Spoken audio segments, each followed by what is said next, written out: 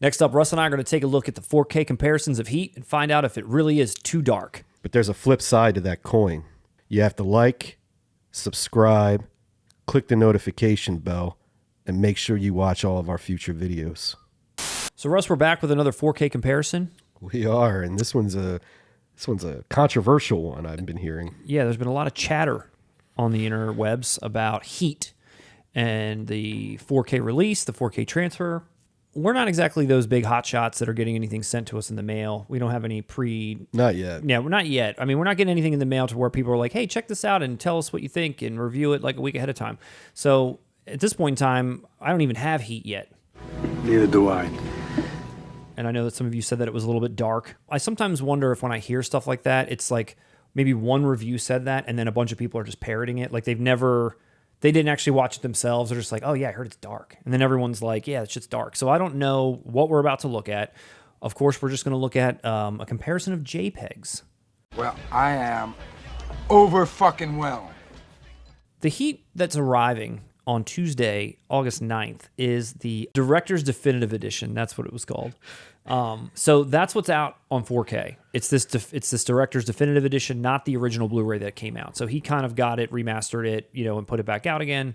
That's what you're getting. So that's what we're going to compare. The Definitive Edition versus the Definitive Edition, not versus the original Blu-ray. And this first picture that we're going to look at is everyone's favorite, Val Kilmer, sitting against the window here with the ocean behind him. We're going to switch it over to 4K and see what all the fuss is about. Are you ready, Russ? I'm ready, dude. Are you ready to be blown away or to be underwhelmed by the darkness? There's the 4K. In a way, I can see that it is not brighter, but I feel like this first one, this Blu-ray, it's almost like, not that it's blown out, but it's clearly color enhanced, whereas I feel like this one is probably what it looks like to be there or something. Does that make sense? Like they probably cranked up the blues a little bit for this, and whatever they're doing. But I feel like here in the 4K, it's not, you're just seeing more natural looking tones. His skin, no? I don't know. I'm not impressed. Well, let's take a look at another one. Here's Val Kilmer in the streets in the iconic gun battle. Again, this is the Blu-ray Director's Definitive Edition of Val Kilmer. And here he is in 4K. I mean, my thoughts stand the same as the last picture. What's funny about this? I feel like Michael Mann films are so stylized. I feel as though they're trying to make this more classic to stand up maybe next to films like The Godfather, a little more. Maybe. Like it's strange to me. It like feels this one more, looks like Point Break. This one doesn't. Yes. And that's actually a good point. It feels more 90s. Yeah. But that's what it is. This movie came out in 95. I think it should feel like the 90s. Yeah. So here is everyone's favorite detective, Vincent. And this is him in the Director's Definitive Edition. And there he is in 4K. Pretty fucking great. Yeah, this scene definitely just goes from light to dark. Again, I can even see the clarity you were speaking of about like natural pores, his jacket. You can't say that here. You can't say it entirely. I can see some enhancement, but I guess that's to be expected. But again, I can see it does get dark.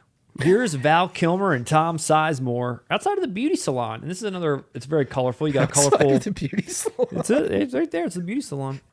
Tom Sizemore looks whacked out here. What's wrong with him? It's Tom Sizemore. Let's see how dark Tom Sizemore gets when we go from Blu-ray. His psyche, his drug addiction. Let's see how dark it gets darker. in 4K. It's that same feeling. It's what you described. It's the same thing. In my opinion, you're taking away the personality of what Michael Mann brings to this stuff. Here's another nighttime scene of Robert De Niro's wife, or not wife, I'm sorry, Robert De Niro's girlfriend, who's just realizing that, oh shit, I just got played. And got left at the airport like an idiot, and now he's about to go die, and I'm about to find that out in like an hour. And we never saw. She's probably still at that airport right now, waiting, wondering what happened. He just ran off into an empty field, never came back. She's sitting there watching him run across that airport tarmac. Can't believe it. I mean, this actually might be the best one yet. That's the best one out of all the dark shots we've looked at. Because in a way, it makes it look more like night, but at the same time, you don't lose her at all, and she looks almost better. It looks like The Dark Knight again. Which this movie already did. Cyclical. The Dark Knight. Comes back around. The Dark Knight ripped off Heat. Now Heat's ripping off The Dark Knight. Maybe this is a different experience watching it. If anybody at home has gotten this at this point, tell us what you thought about seeing it in person. What's the sound mix like? Was it too dark? Was it just right? Tell us what you think.